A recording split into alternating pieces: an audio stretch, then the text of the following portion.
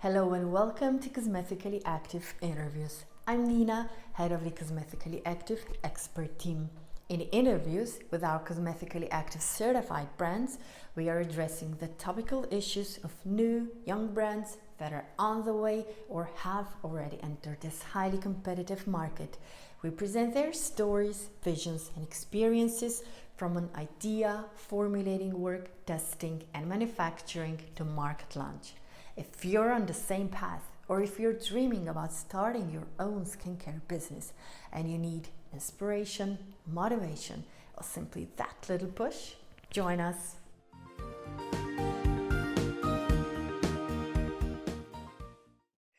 Hello, everybody. My name is Tina, and I'm here on behalf of the Cosmetically Active team, hosting two wonderful ladies from the US, Miss Christy Hunston and Miss Grace O'Sullivan. And without further ado, I'm going to give the floor to you. So we will start with a short presentation of your brand.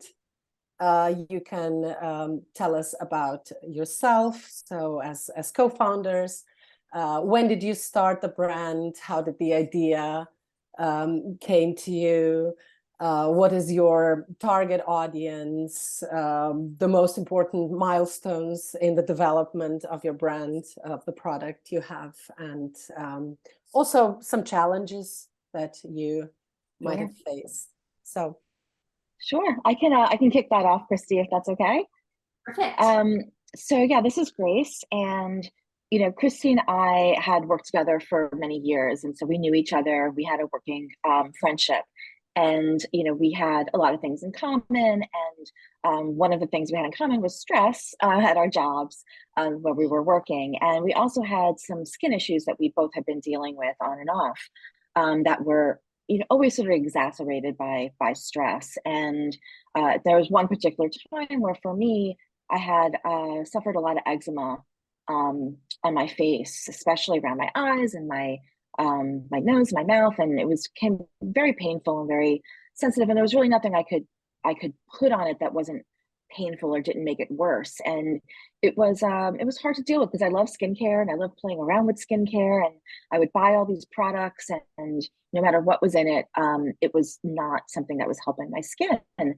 And I started, after being very, very frustrated, I started using avocado oil from my kitchen. I did a little research online and I saw the benefits of avocado oil for skin. And I know avocado oil is just so good for you. It's such a good ingredient. And I was amazed when I found that it helped. It calmed my skin down, and it actually was a helpful ingredient that I talked to Christy about when she asked me what I was using on my skin. And it was kind of an aha moment for her, I think, because I hadn't really been thinking about starting a skincare brand. But that was sort of the impetus, and that was how Avoila started, and why the avocado oil was such an important ingredient to us. And it's been such a long journey, and we've learned so many things along the way about ingredients and about our skin and what to use on your skin and what not to, and how your skin works and acts and heals and gets nourished and better as it's nourished more and more. So that was really the kind of beginning of it. Christy, I don't know if you want to pick up from there.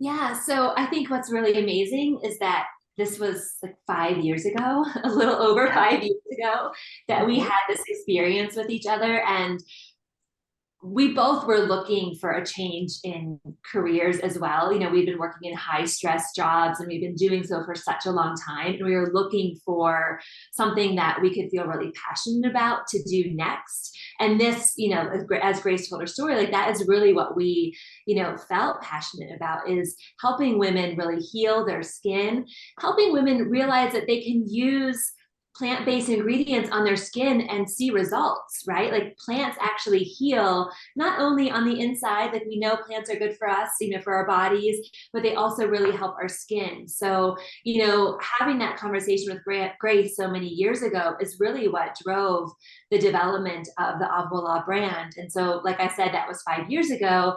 And then we are just about to start our third year selling. So it took us a couple of years to develop the product and the brand and everything that goes with it. And February 1st, 2020 is when we launched. We all know now what happened soon after that. But we're just, just about 3 years into selling, which is amazing. Amazing. Yeah, and congratulations. Yeah, thank you. Yeah. I think the eye opener about avocado oil started us down that formulation path, right? And we started looking at other plant-based ingredients, and how we could come up with a product that was beneficial for many skin types. For my skin type, that was sensitive with eczema, and Christy's skin type, and she had different issues with her skin. So we worked with the formulator, and we did a lot of research on ingredients. And we knew what we were hoping to accomplish. And using such ingredients like sea buckthorn and Kalahari melon oil, and really researching these, we when we came to this formulation that was really light and felt good on the skin and had all these nutrients, because we had been trying a couple of different formulations, we were amazed. We thought, this is really something different. This is really something beautiful, and for us, we wanted the whole experience to be beautiful as well. So, we did a lot of research on essential oils as well, and how much and how carefully to use them to make sure that it is something that is not going to take away from the benefits, but only add to it. And so we were able to come up with this sort of scent profile that also made the experience of using this oil on your face pleasant, and as well as sort of beneficial to your senses, as well as to your skin. So when we kind of hit upon that this sort of golden elixir, we started using it every day, and my skin has never been healthier. I especially this time of year in the winter, when I put makeup on, I couldn't, it was always about covering up the patches and the redness, and it's just not that way anymore. My skin has just become so well nourished that even on the colder days, it feels good, and it feels healthy. So that was that was part of the formulation process. And then once we got that formulation, we wanted other people to try it, and we got really good responses from our customers and other people. And the next step for us was about having this certification, right? Having this proof that it actually is a good product that works for your skin. And that's sort of where CosmEthically Active came into the picture.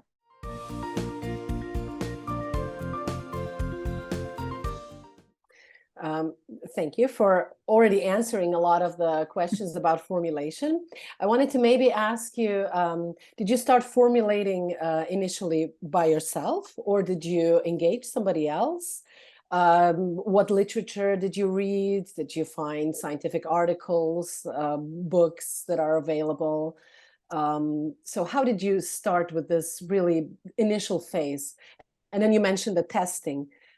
Did you conduct, testing on volunteers, your friends, people you know? I'm sure you started with yourself. That's Absolutely.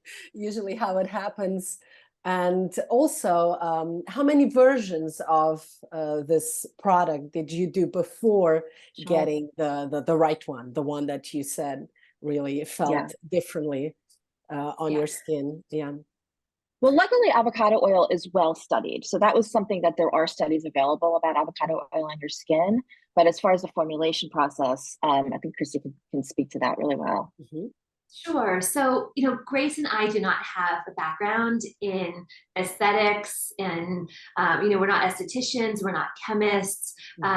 We really have marketing backgrounds. And so we knew from the very start that we needed to partner with somebody that we trusted, that really knew their stuff when it came to cosmetic ingredients. So we did the first round of evaluating ingredients and the research that was available. So Grace had talked about there being some clinical studies on avocado oil specifically, and all of those studies were around the healing properties of avocado oil on the skin. So we got our hands on as much content and information as we could on the ingredients that we were interested in.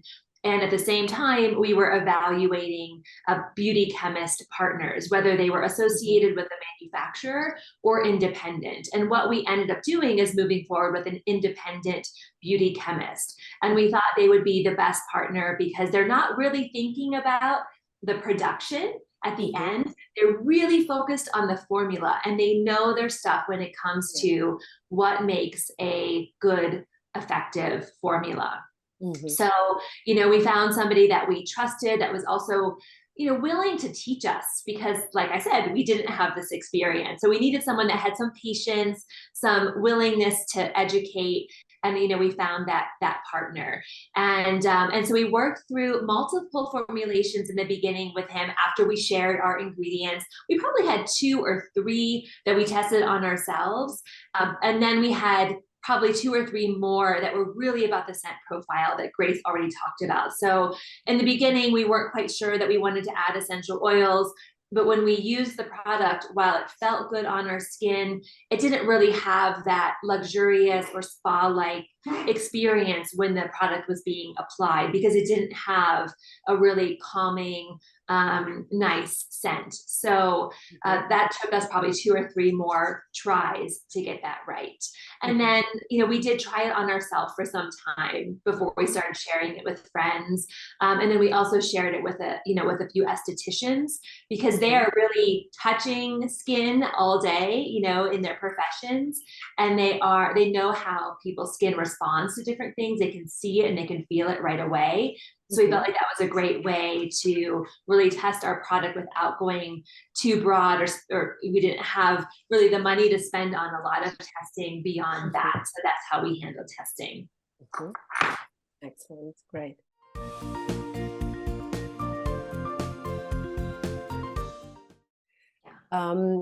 So looking back now, would you have done something differently?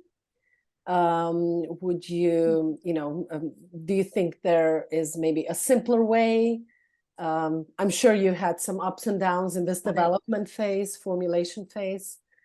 That's a funny question. I mean, as far as formulating the product, I'm thrilled with the way the process went.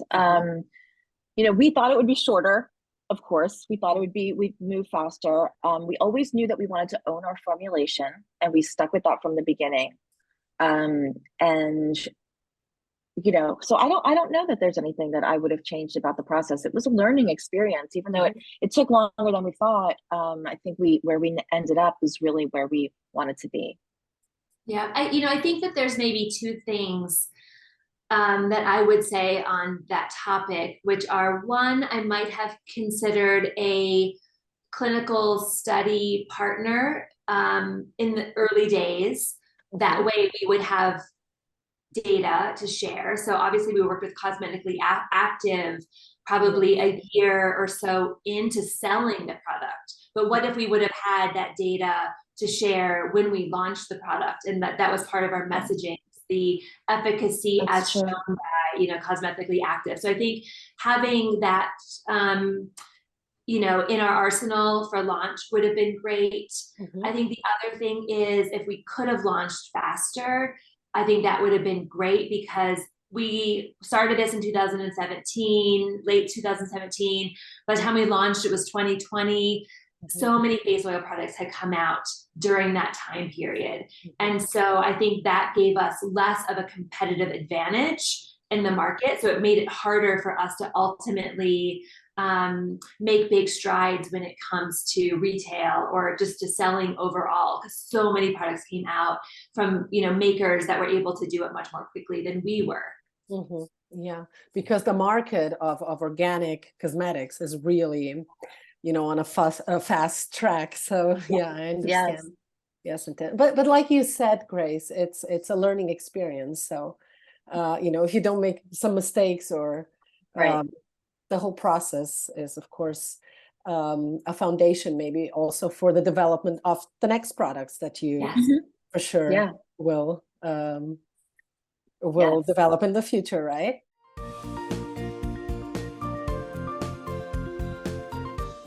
Okay, so you mentioned our certification, CosmEthically ACTIVE.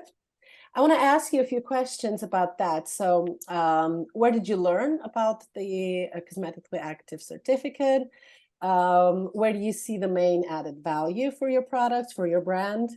And how would you describe or evaluate your experience with the certification process? Yeah, I don't remember exactly how we found. I believe that you found us. I'm pretty sure. Okay, I didn't know that. But I remember as soon as I saw it, a light went off. I think Christine and I were both like, we need this. You know, we know our product's good. We know our customers love it. We know it's making a difference for their skin. We know it made a difference for our skin. You know, how do we legitimize this? How do we, you know, be able to tell more people that this is something that works, and how can it come from, you know, from somewhere, from a source of that's respected, right, in this industry. And so when we looked at Cosmetically Active and looked at the process, it was a little scary too. We didn't know what you were going to find.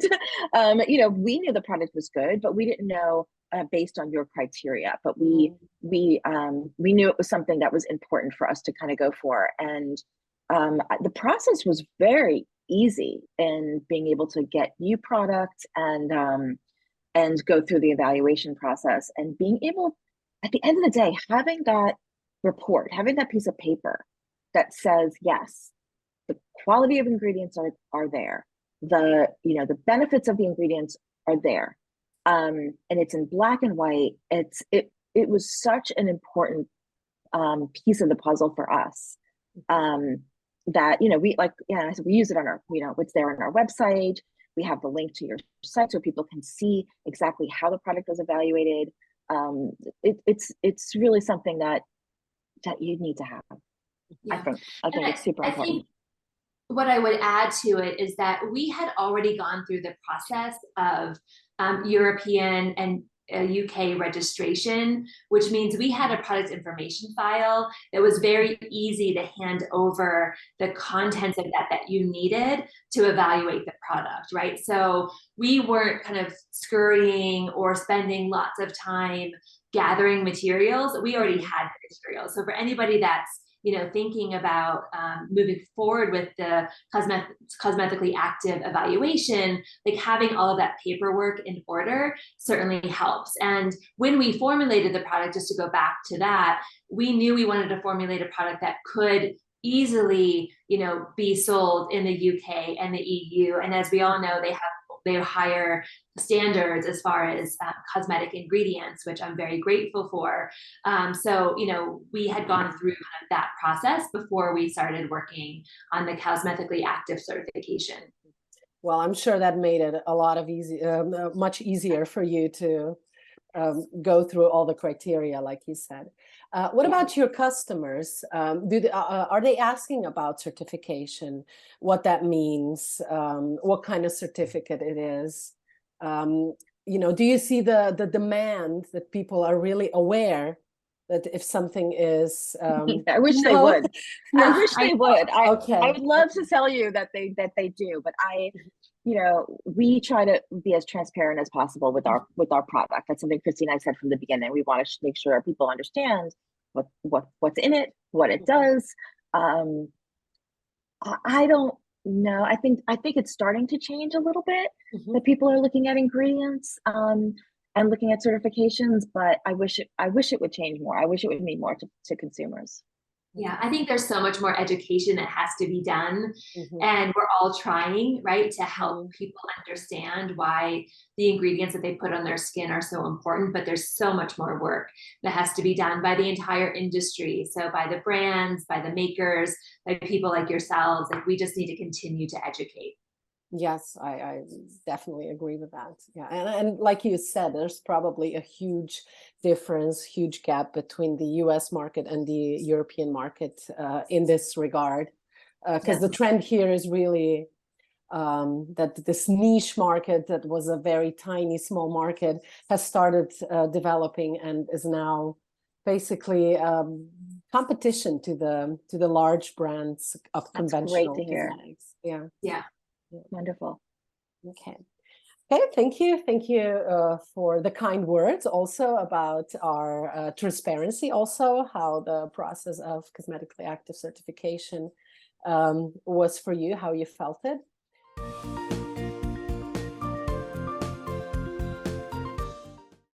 Now, maybe a question about raw materials, documentation, and manufacturing.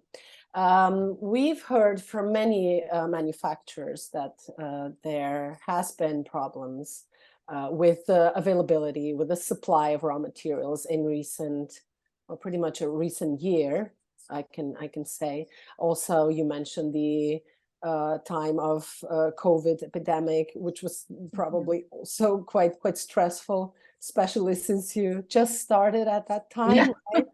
Yeah. Yeah. So how do you see this? Is this a bigger issue, or we haven't experienced it yet, to be Yeah. honest. We have not had issues with raw materials. Mhm. We have stayed in close contact with our manufacturer. We're actually about to manufacture another, another round of products very soon. And so we have not heard that we have issues with our ingredients just yet. And so we're thankful for that. We also don't use any super exotic ingredients, so that might be working in our favor. Mm-hmm, mm-hmm. Well, that's great to hear. Yeah, that's great to hear.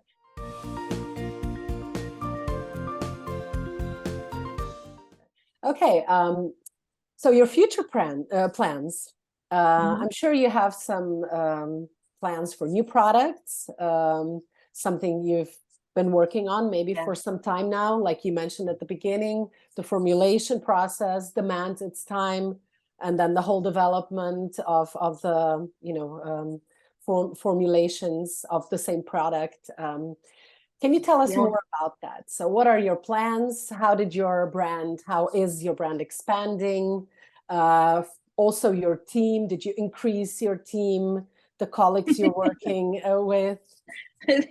It's just Christy and I. We Yes. are Avoila, and obviously we have other people that we work with. But as far as the backbone of the company is really just Christy and I. But I just wanted to bring up that when we did formulate in the beginning, we actually had 3 products that we were formulating, and we decided to go to market with just the face oil. And the face oil was always going to be the cornerstone of our line, and we thought that then would be an ingredient that is in the other products. So, we had also had a couple of rounds of a balm, a cleansing balm, and a mask, and sort of like a more textured kind of scrub mask. And we decided to hold off on those for a number of reasons. It's expensive, obviously, and we were hesitant, and I'm glad we were, because I think as time has gone on, I think we are now thinking about moving forward with our other products, and maybe would shift a little bit, knowing what the marketplace is like, and what the demand is and what our customers are asking for. So, Christy, do you want to pick up from there of what we're doing now? Sure, yeah, happy to. So, we're starting to look at what we had and what changes we would make to those formulations, and if they're even the right products to be moving forward with right now. So I think we have a lot of interest in a cleansing solution. We do believe strongly that our skincare routine should be simple. Simplicity leads to consistency, and when you use a product consistently over time is when you're going to see the best results. So I think having a cleanser that really complements our face oil is a good next step and makes a lot of sense. So we're spending some time looking at the ingredients for the cleanser. What is how should it feel? How do we apply it? How does it fit into the overall process? So we're doing that. And then something that I think we're very interested in and our customers are asking for are a body product. We love the face oil, but it is a little too pricey to slather all over our bodies. So I admit I will do that from time to time, especially living in a super dry climate. But I recognize that our clients aren't going to do that. So looking at how we can adjust our formulation for the body, which means maybe it's even a little thinner. It goes on, very smoothly, like just like it does on the face, but we can put it into the market at a lower price point with a larger bottle, right? So that's going to be the challenge, is figuring out the pricing and how we can bring something to market that people will love and also want to spend on. Well, yeah, I wish you.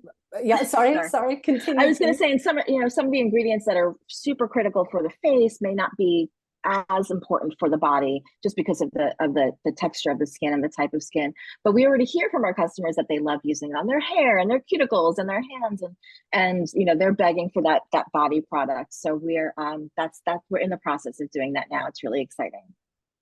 Excellent. I wish you a lot of success with the new product.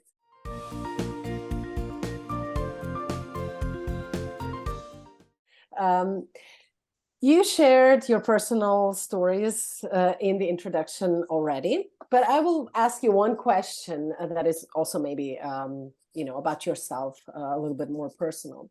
You mentioned you are both with the high stress working environment background experience from before, but also I'm assuming that as an entrepreneur, as a co-founder of the brand, you are probably very busy today as well. So how do you find this work personal life balance? What can you say about that? Well, I could say that it's hard. But Christy and I, from the beginning, we knew the industry we came from was very demanding and very taxing on ourselves and our skin and our body and our mind. And we had said from the beginning, we want to enjoy doing this. And so even though it is very demanding, we are pretty good at telling each other, okay, slow down, okay, give yourself the weekend, give yourself, helping each other manage the stress, and knowing that, we're here to push each other when we need to, but we're also here to help each other kind of take it down when things get a little crazy. And I think that comes through with our product, and I think it comes through with our brand, and that's why we really wanted to make that a focus of the way we work, because this is a brand that is about